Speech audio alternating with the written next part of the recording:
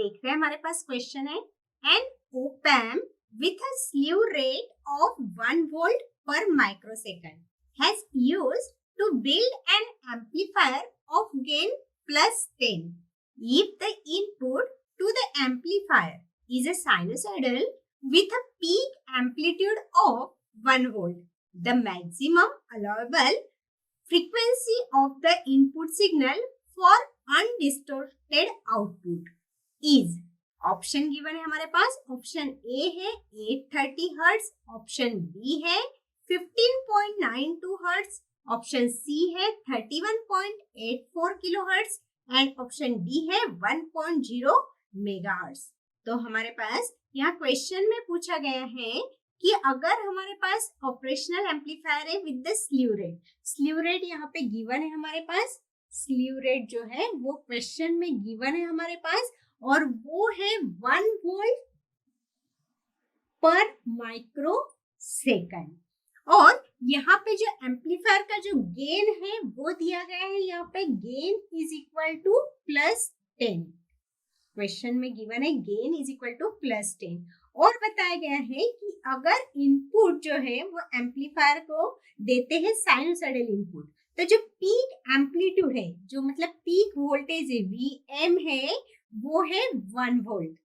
तो यहाँ पे मैक्सिमम अलाउएबल फ्रीक्वेंसी मतलब जो FM है वो अनडिस्टॉर्टेड आउटपुट के लिए क्या होगी, यहाँ पे मैक्सिमम फ्रीक्वेंसी क्या होगी ये हमें यहाँ पे पूछा गया है। और ये जो मैक्सिमम फ्रीक्वेंसी पूछी गई है ये पूछी गई ऑफ द इनपुट सिग्नल के लिए जो अनडिस्टॉर्टेड आउटपुट के लिए रहेगी।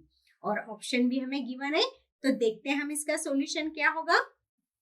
स्लीव रेट का फॉर्मूला हमारे पास होता है slew rate is equal to d/dt into Vm sin of omega mt at the maximum।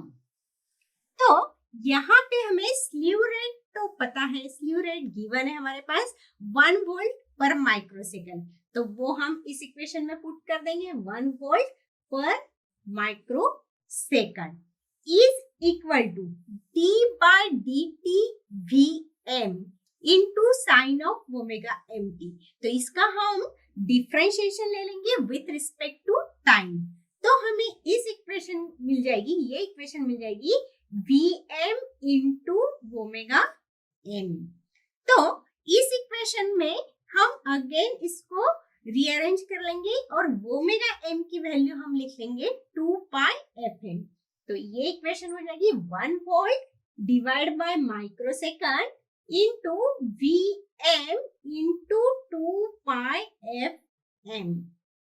तो यहाँ पे जो Vm है वो भी हमें यहाँ पे क्वेश्चन में गिवन है, दैट इज द 1 वोल्ट, तो उसकी वैल्यू भी हम यहाँ पे पुट कर देंगे, तो वो हो जाएगा 1 volt divide by microsecond is equal to Vm जो है 1 वोल्ट मल्टीप्लाई बाय 2πfm। अब हमें यहाँ पे इस इक्वेशन से कैलकुलेट करना है Fm, तो इस इक्वेशन से हम देखते हैं Fm की इक्वेशन क्या हो जाएगी।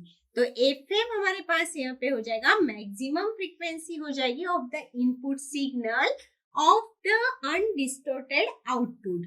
तो ये Fm हो जाएगा हमारे पास ये 1 volt divide by microsecond, microsecond को भी हम ऊपर ले लेंगे तो वो हो जाएगा 10⁶। तो इसको हम 10⁶ पुट कर देंगे यहाँ पे, मल्टीप्लाई बाय 1 वोल्ट पुट कर देंगे और ये जो 2π है वो यहाँ पे हम डिवाइड कर देंगे। तो इस इक्वेशन को अगर सॉल्व करते हैं तो हमें यहाँ पे मैक्सिमम फ्रीक्वेंसी मिल जाएगी और हमारे पास इसका सॉल्व करने के बाद आंसर आता है 15.92 किलो हर्ट्ज। तो जो मैक्सिमम फ्रीक्वेंसी हमें चाहिए थी इनपुट सिग्नल के लिए फॉर द अनडिस्टॉर्टेड आउटपुट के लिए वो मिल गई हमें 15.92 किलो हर्ट्ज। तो हमारा ऑप्शन बी जो है, ऑप्शन बी में गिवन है 15.92 kilo hertz. So option B is the right answer.